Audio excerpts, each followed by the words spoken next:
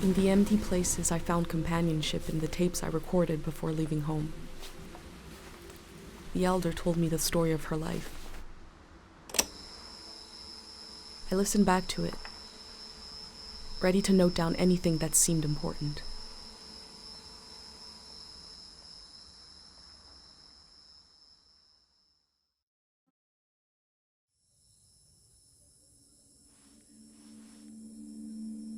Let's set the scene for the listener, whoever that might be. This is the elder speaking. We're sitting in the plaza, saying goodbye to a dear soul. We're here to see if there's anything useful in my mind that could help you on your trip. A century's worth of memories, dreams, fantasies, visions. Like a big, old, haunted library. When I die, this library will burn down. But which book should we check out first? I don't have all the answers, but I do feel the story of my life could help you understand what kind of world is out there. It's okay not to understand everything right away.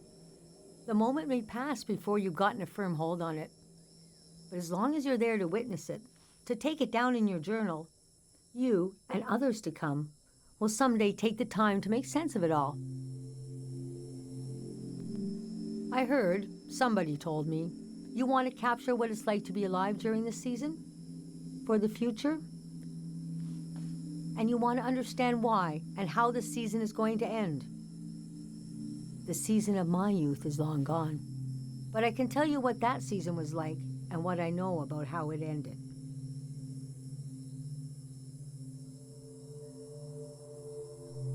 Francis Cale, if you must know. You can call me Frank, or Elder, or the Elder, or Elder Frank. You know, whatever. I don't care. I was born on the ocean. My mother and father worked on a cruise ship, the short-lived but glorious watery republics. Floating cities. Most won their independence by the time I was born. How can I describe them? They were a jewel of the golden season. Pleasure boats with a radical political program. The golden age was a time of flags, logos, mottos, mastheads. My mom taught me to read them. She was the ship's philosopher. My dad was a recycling engineer. Recycling on the ship was a matter of life and death. We had to get the most out of every object and watt of energy.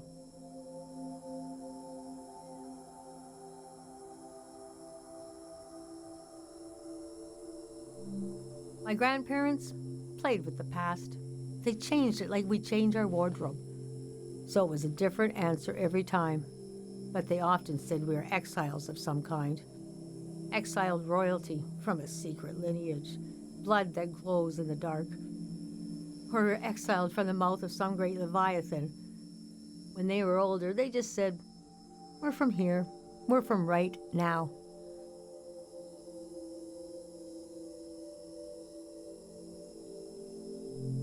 I loved the way the ship would tilt and roll with the waves, especially as I fell asleep. It was so comforting. Picture me as a kid in bed, feeling the swaying of the ship. It was like being rocked to sleep as a baby. I loved exploring the ship too, wandering through the suites, the swimming pool, the game rooms, and oh, there were 2 dance halls, a large, elegant one and another one in the basement. A lot of my firsts were down there, my first dance, my first kiss, and so forth.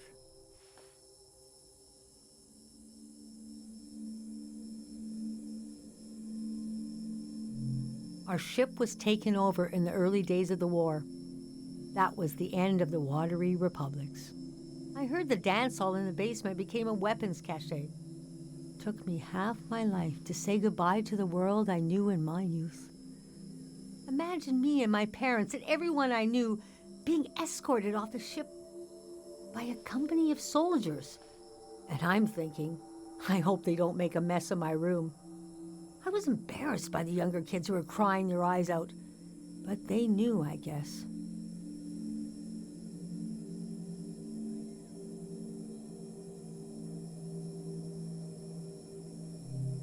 Even as things got bad, I couldn't imagine the changes were permanent. It's easy now to look back and say the internationalism of the golden season was violently breaking down.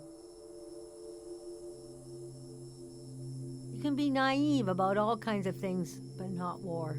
Most of my life has been spent in isolated communities, and the one moment I was in the wild world, you couldn't pick a more chaotic time. And we had been warned this season was going to end. Oh, but we didn't understand the warning. You see, one night, along a coastline, we saw beautiful lights shimmering above the water. Later, we found out this was an ancient warning system. It hadn't been used in so long. We didn't know what it meant. We just thought, well, ain't that pretty? We tried to stick together and camped out on the coast of the prismatic grounds.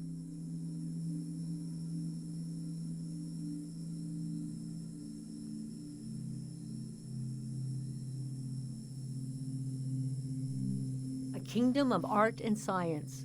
They got rich during the golden season. Everything that made them beloved before the wealth came. Passionate, uncompromising, self-obsessed, made them unbearable once they had power.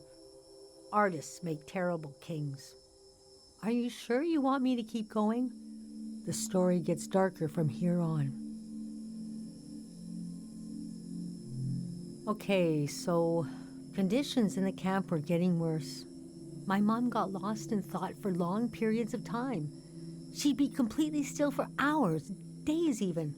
We realized she caught, well, now we call it time misperception disorder. It's when you lose your ability to tell how much time is passing. A minute can feel like an hour. A day can pass in 10 seconds.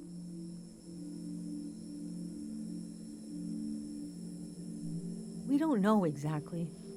Our consciousness is delicate. There are minerals and sounds that can adjust it. Dr. Fumio's greatest fear was that someone would use this as a weapon. We heard about a traveling doctor who could cure these kinds of diseases. I decided to go find him. I found out his name was Dr. Fumio, and he traveled with his son Lucio. People talked about him like he was a god.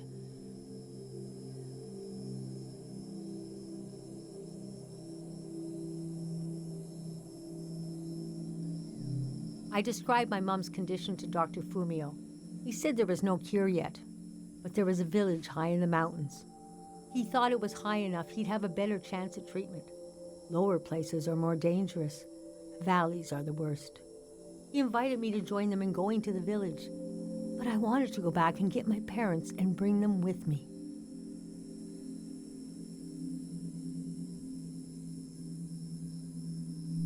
I packed my things and got ready to leave the next morning.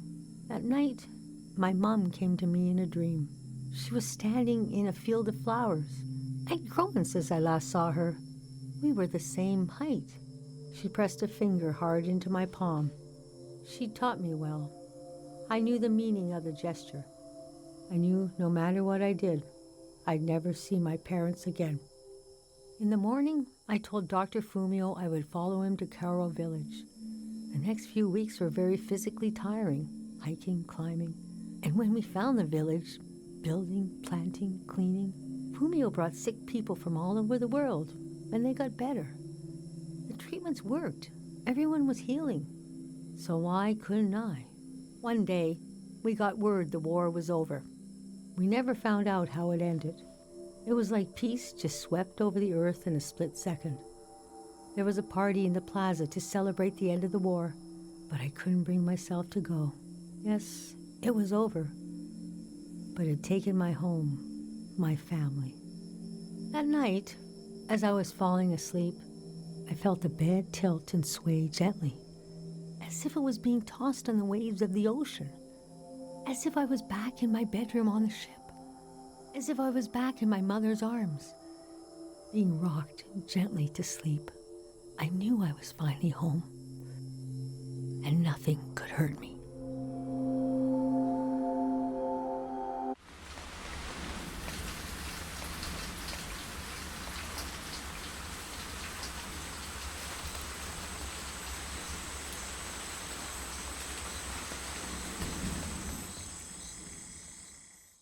I imagined coming upon a place as hidden and singular as my own village.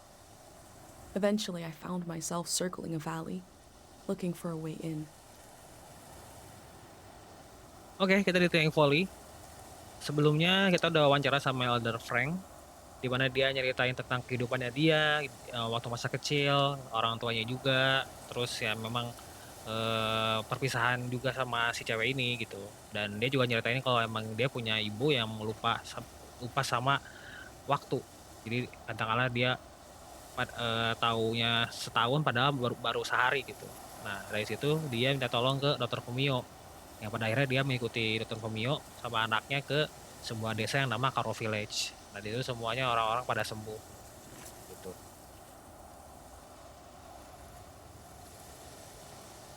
This valley is asking people for a visit. I should oblige it. Oke, lanjutin lagi. Sebenarnya si sayangnya lah gitu, si ibunya itu belum dapat ininya, obatnya lah gitu. Nah nyambung ke sini, Tieng Volley ini banyak sebuah apa ya, sebuah tempat wisata sih kayaknya. Tapi juga ada warganya juga. Mungkin kita bakal ketemu ini sih, orang baru.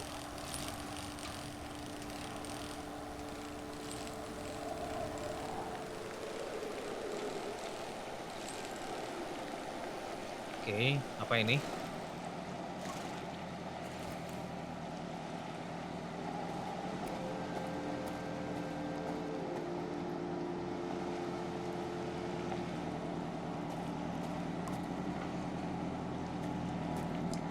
Tieng Volley Dam, a gift from the prismatic ground, the electric fish project year of 515.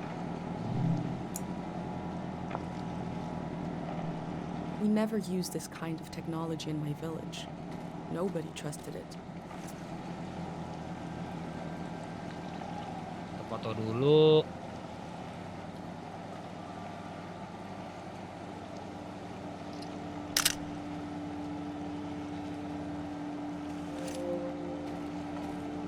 Kita fokusin ke ininya, pelangnya.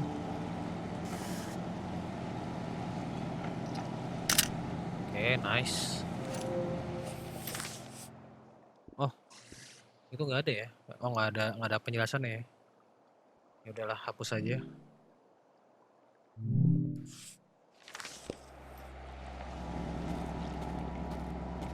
Oke, kita move on. Kita melewati bendungannya. Sejauh ini sih sebenarnya ini vibe-nya udah hutan. Dari segi warna juga beda sama Karo Village. Ini karena kita mau ke lembah juga kan.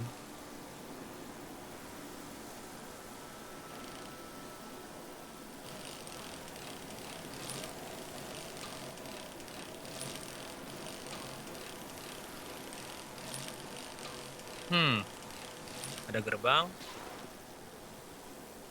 Itu ada billboard, tapi nggak ada ininya ya. Kerangka billboard doang. Dan itu ada truk yang sebenarnya itu dikasih tahu ya, kita dapat infonya itu dari tulisan yang waktu hujan. Ada yang ngegambar bahwa ini tuh kayak transportasi buat ke sebuah komunitas gitulah. Logonya juga kayak logo jempol. Kita foto dulu. Must be a car, but it looks weird. I haven't seen one like this in my books.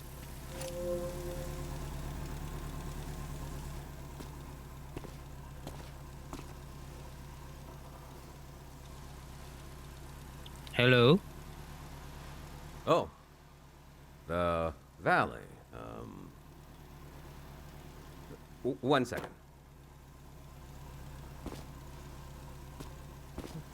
Ini kayak petugas gitu ya, kayak penjaga border gitu. Mungkin ini bagian dari si apa, community. What will happen when we do as instructed and gather around this fake person? Is that a strotofob? What are they called? What is it?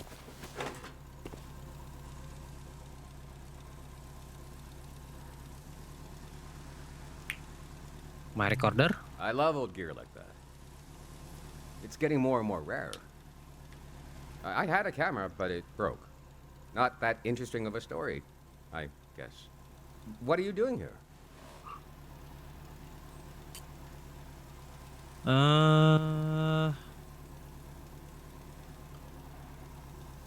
Apa ya?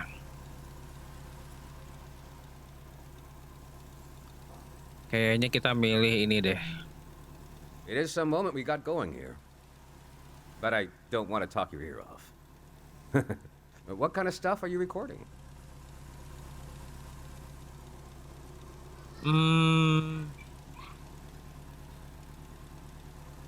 Kayaknya ini sih.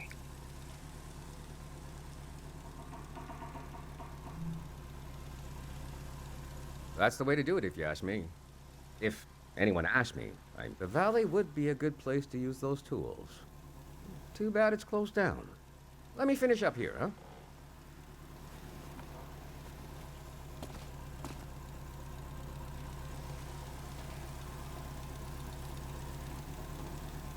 Oke, kita putar-putar dulu. The gateway to Tieng. Here stand the gateway to Tieng Valley, home of the three mindful gods. As you enter, try to imagine the millions of pilgrims who passed under the gate before. They were born, they lived, and they died. I'm not the first to do this. Just the first in a long time. Hey.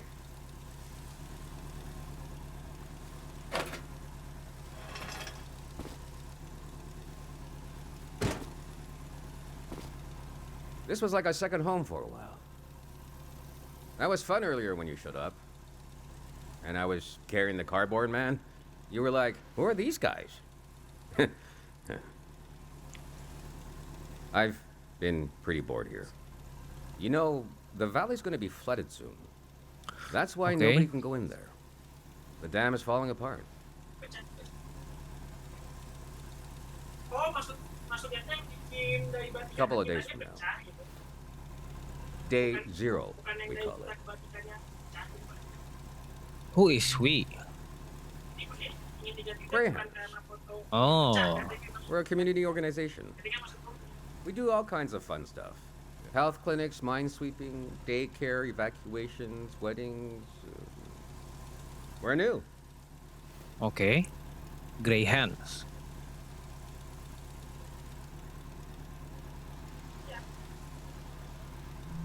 We'll do anything to make the future better than the present. No big deal. We're trying to get new things going. But it's hard.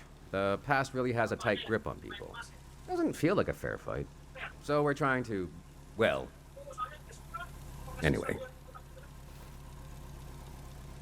It's funny. I stood guard here for a week, and I've only seen greyhounds like myself, and valley people on their way out. But now I see you, and you're like a new element or something. I've never met anyone doing what you're doing. And we greyhounds gotta support new things. So, I'm not supposed to let anyone in. How can I? Jeez. I think you should go down into the valley and take a look. Gotta try something here.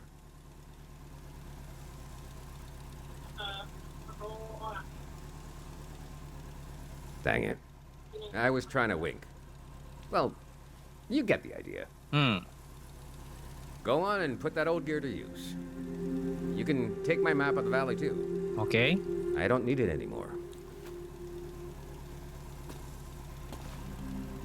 I'll be down to pick everyone up around midnight. See you then.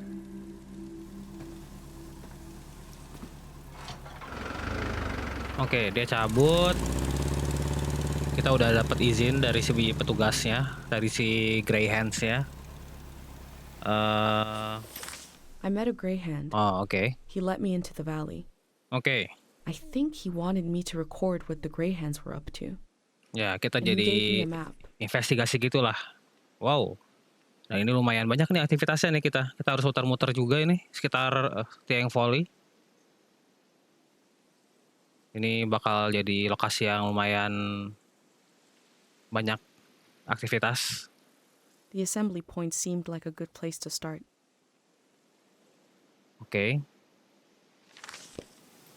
I wonder what he expects me to discover in the valley. Nah, jadi sebelum kita ke bawah ke assembly point kita putar-putar dulu nih. Siapa tahu ada informasi. Dan nanti kita bisa coba cek di keepsake, terus kita coba masuk ke jurnal. Dan ini ada apa nih? Peraturan ya. I'll think about what kind of visitor I want to be.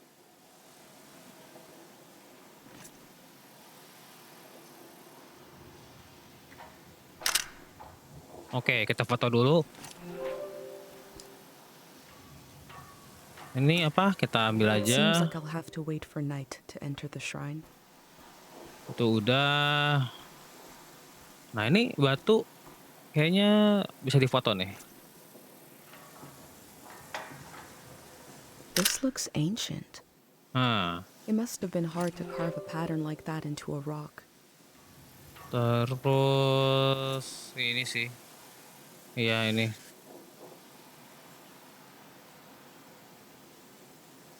The elders said that people were exhausted by symbols after the war. But here are a few hanging. Oke. Apakah udah cukup? Ini bendera, kita coba foto dulu. The elder didn't think I'd see any flags.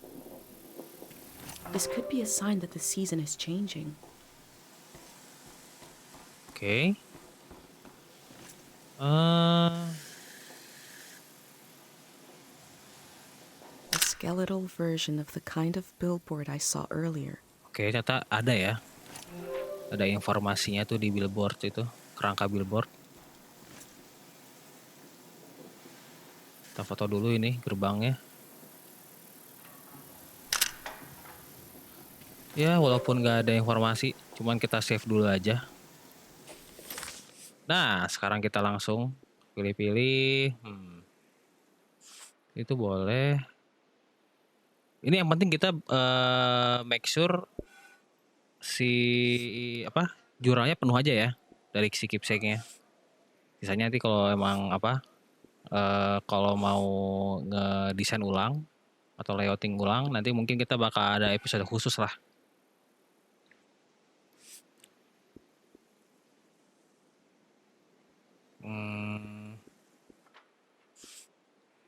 I'm not the first tuh, ya ini.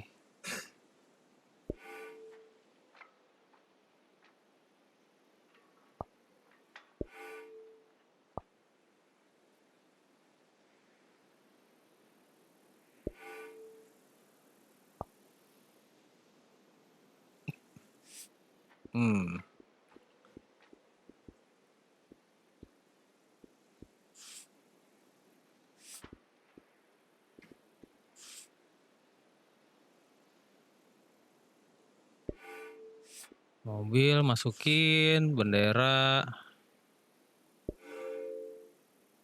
Oke, satu lagi sih.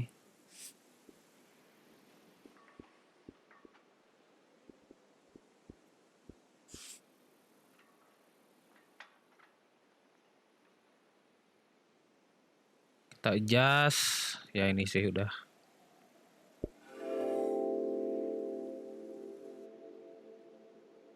The elder warned me about valleys. She said they were dangerous. I feel a dulcet tension in the air. I enter to see the moment between seasons.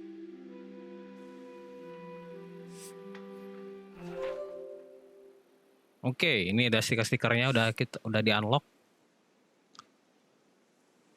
Ya ini kurang lebih bakal kita rapiin lah. Cuman ini aku penasaran aja mau menata-nata.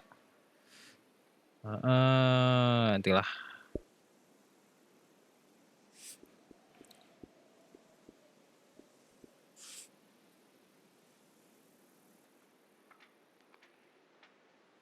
Ya kita ini dulu lah. Udahin dulu. Simpen ininya baru tambahin ke sini.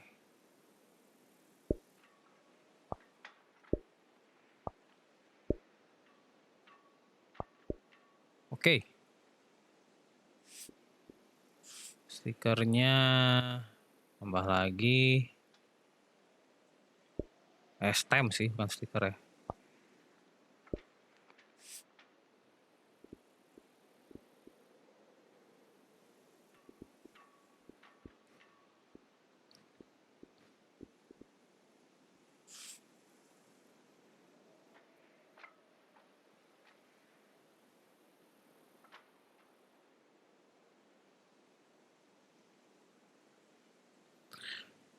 Di mana ya? Kita skip dulu aja. Oke, kurang lebih segini dulu. Nanti kita bakal layout ulang kalau emang kurang puas.